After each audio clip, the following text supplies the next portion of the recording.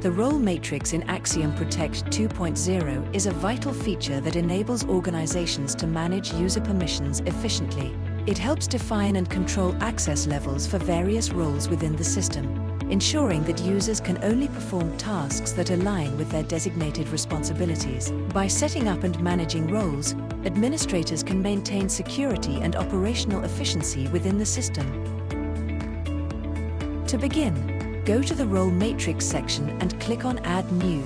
Assign a name to the role and save it. If you need to make changes later, use the pencil icon to edit the role name.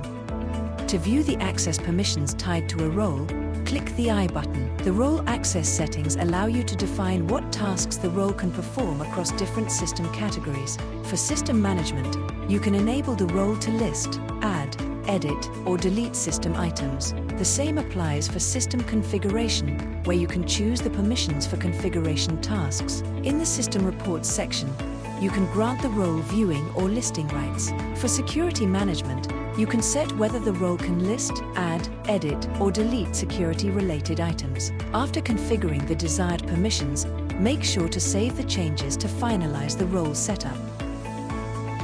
Once roles are set up, move to the Operators section to assign them to team members. Click on Add New and input the team members' details, such as their name and contact information. Choose the appropriate role and operator type for the individual based on their responsibilities. Once the details are filled in, submit the information, and the operator will be successfully added to the system. The operator will now appear in the teams list, with their access controlled by the role they have been assigned. The role matrix in Axiom Protect 2.0 allows for efficient access management by ensuring that each user has the appropriate permissions to carry out the duties. By creating roles, defining their access levels, and assigning them to operators, organizations can ensure a secure and well-organized system environment.